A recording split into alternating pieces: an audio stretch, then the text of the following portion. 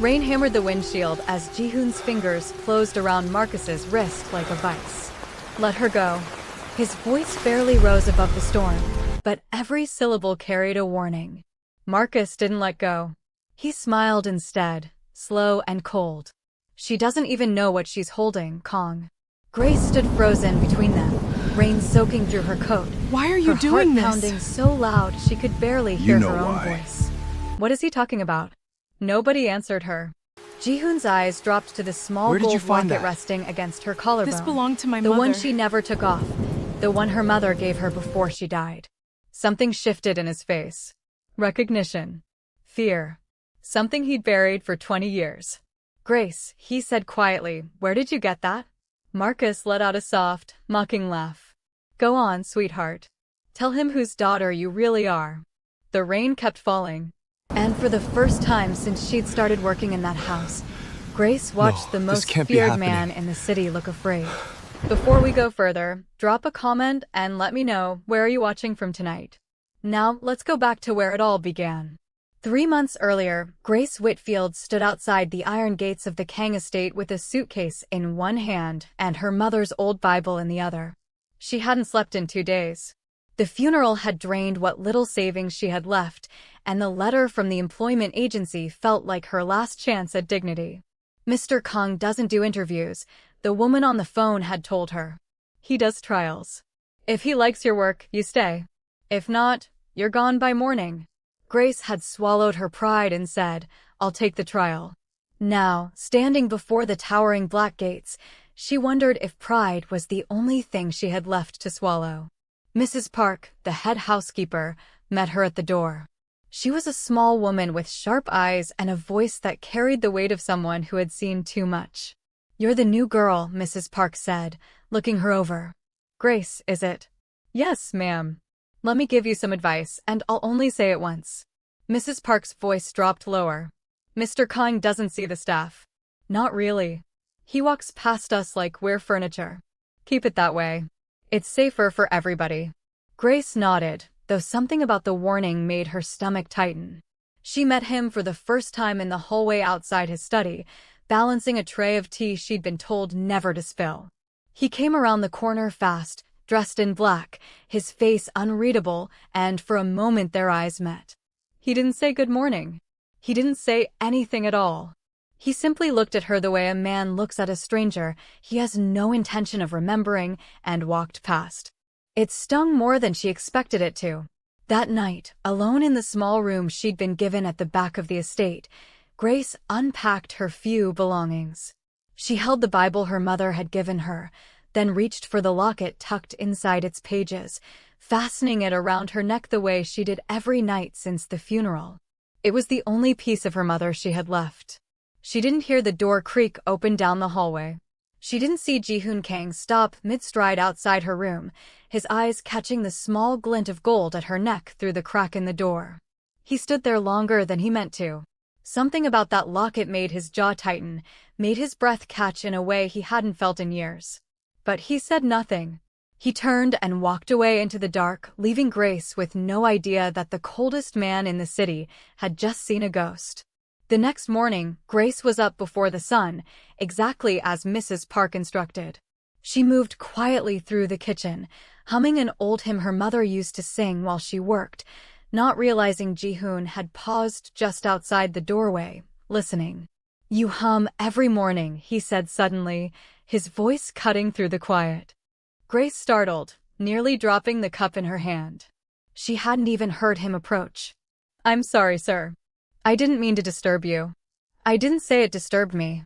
His tone was flat, unreadable, but his eyes lingered on her a beat longer than necessary before he turned and walked away. Grace stood there confused, her heart beating a little faster than it should have. She told herself it meant nothing. He was her employer. Distant, cold, unreachable. She had learned enough about men like him to know better than to read into a single sentence. But over the following days, small things kept happening. A rare book of hymns appeared on her nightstand with no note. Fresh flowers replaced the wilted ones in her room without explanation. When she caught a fever after working in the rain, a doctor arrived within the hour. The though she never remembered anyone calling for one. "He doesn't do that for anyone else," Mrs. Park told her one evening, folding linens with a knowing look. "Not since," she stopped herself. "Since what?" Grace asked. Mrs. Park shook her head. "Never mind, child. Some things are better left buried." Grace wanted to ask more, but something in the older woman's eyes told her not to push. Later that night, as she passed his study carrying a tray of tea, she heard voices raised behind the door. Ji-hoon's mother, Madam Seo-yeon, was speaking in sharp, clipped tones. "You're doing it again," the older woman said. "Getting soft over a woman who doesn't belong in this house." "I don't know what you mean," Ji-hoon replied, his voice guarded. "Don't lie to me. I've seen the way you watch her." Grace's hands trembled slightly on the tray. She backed away quietly before anyone could catch her listening, her heart pounding with questions she didn't yet have the courage to ask. Something was happening in that house. Something bigger than a maid and her employer. And somewhere deep down, Grace already sensed that her arrival had stirred up a past that everyone else was desperate to keep buried. A few days later, the estate buzzed with unusual energy. Staff moved faster, voices dropped lower, and Grace could feel the shift in the air the moment she stepped into the dining hall to set the table for that evening's dinner. "We have a guest tonight," Mrs. Park said, straightening a candlestick with more force than necessary. "Marcus Doyle. An old friend of the family. Mr. Kang wants everything perfect." Grace nodded, though the name meant nothing to her yet. She met him for the first time as he walked through the front doors that evening, dressed sharp, smiling wide, carrying himself like a man who had never once been told no. He was handsome in an easy, practiced way, the kind of handsome that came with charm rehearsed to perfection. "And you are?" he asked, stopping in front of her before she could retreat to the kitchen. "Grace, sir. I work here." "Grace." He said her name slowly, like he was tasting it. "That's a beautiful name for a beautiful woman."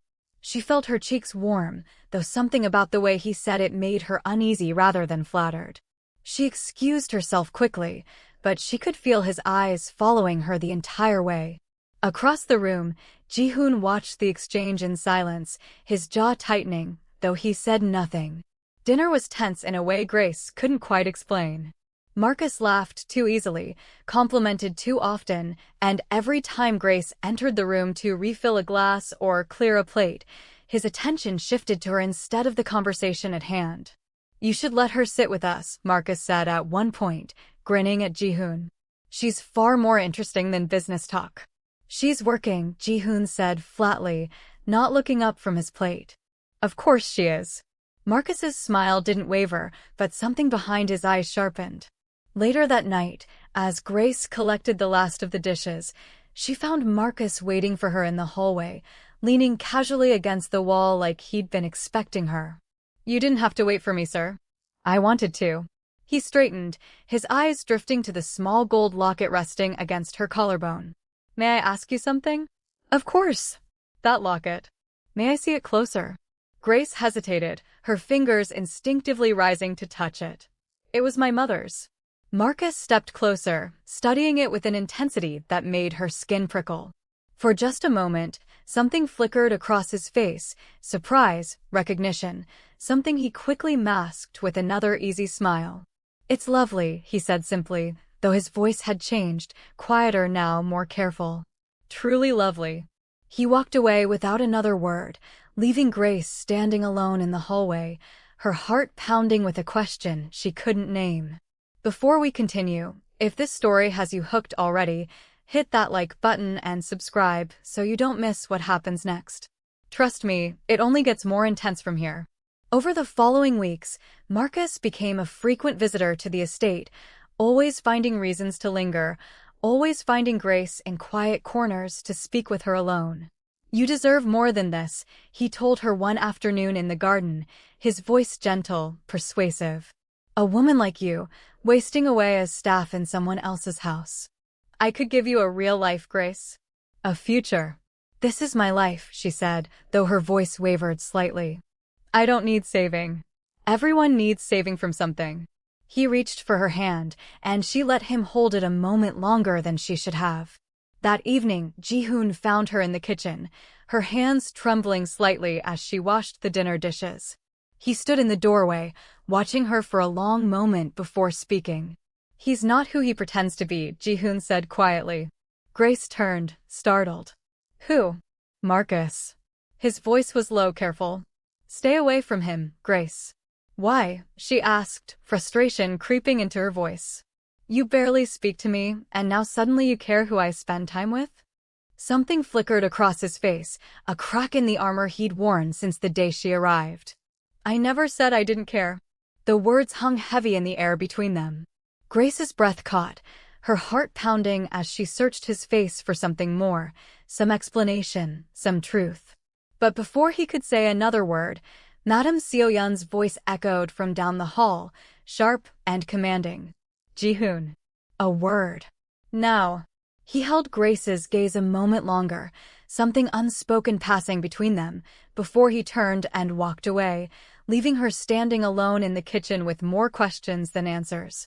That night, unable to sleep, Grace wandered the quiet halls of the estate, drawn toward Ji-hoon's study by a curiosity she couldn't suppress. The door was slightly ajar and moonlight spilled across the room, illuminating an old photograph resting on his desk. She stepped closer, her breath catching in her throat. The woman in the photograph was young, smiling faintly at the camera, wearing a small gold locket around her neck. The exact same locket resting against Grace's own collarbone at that very moment. Her hands trembled as she picked up the photograph, staring into the woman's familiar eyes, her mind racing with questions that suddenly felt far too dangerous to ask. Footsteps echoed behind her. She turned quickly, the photograph still clutched in her hand, to find Ji-hoon standing in the doorway, his expression unreadable, his eyes locked on the picture she now held. "Where did you find that?" he asked quietly, though his voice carried a weight she hadn't heard before. Grace's heart pounded as she looked between the photograph and the man standing before her, suddenly aware that she had just stumbled into a secret far bigger than either of them had ever intended to share. "On your desk," Grace said, her voice barely above a whisper. "Ji-hoon, who is this woman?"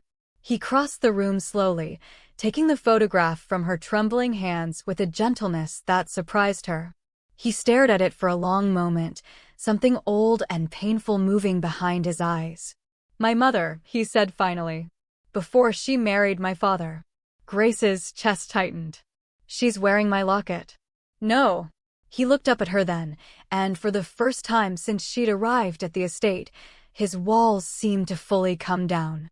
"She's wearing the same locket. There's a difference. And I think you already know that."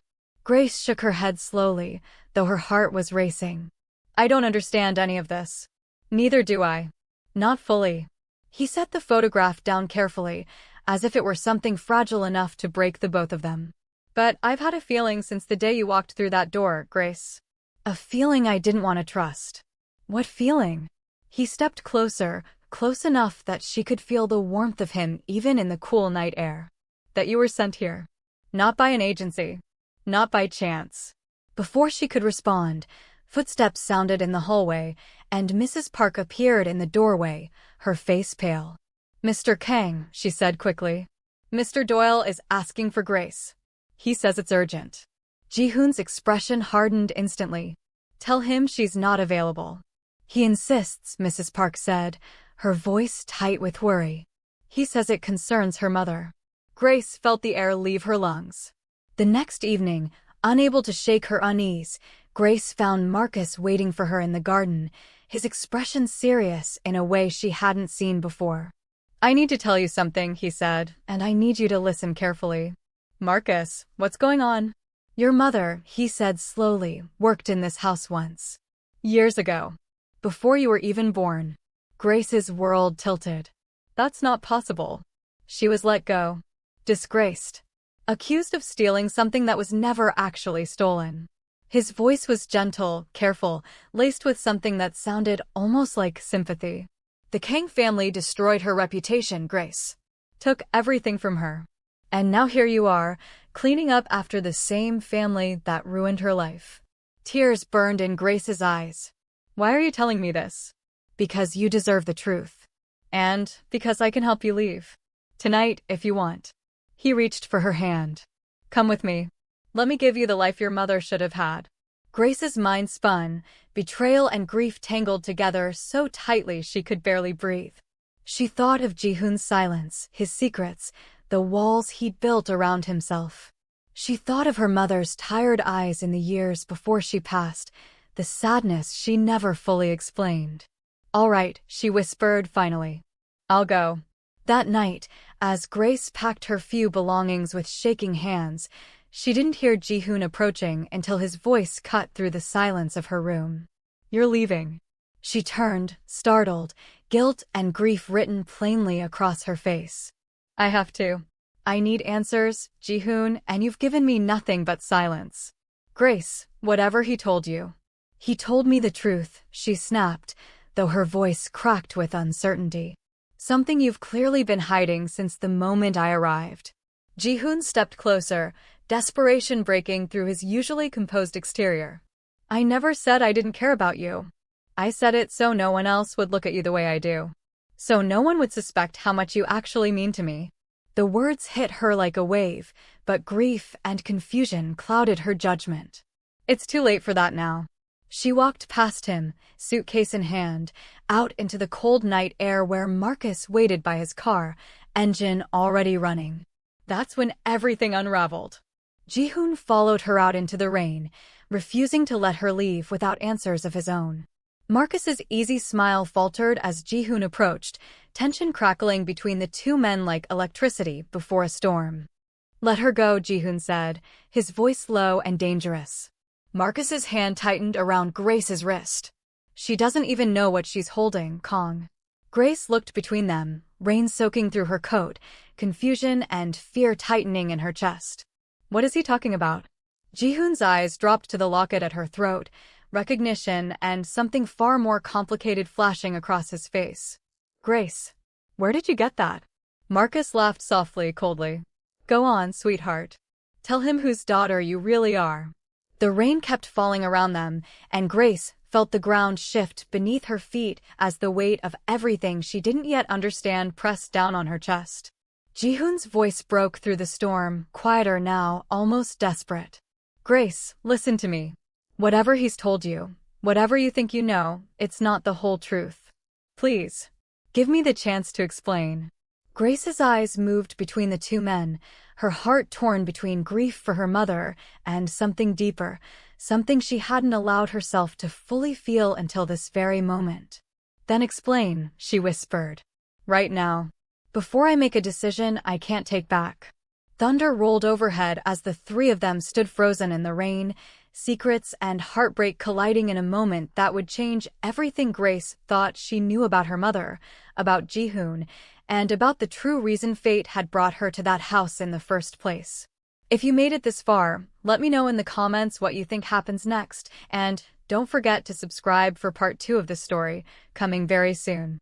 Then explain, Grace whispered again, rain running down her face like tears she refused to let fall. Tell me everything, Ji-hoon.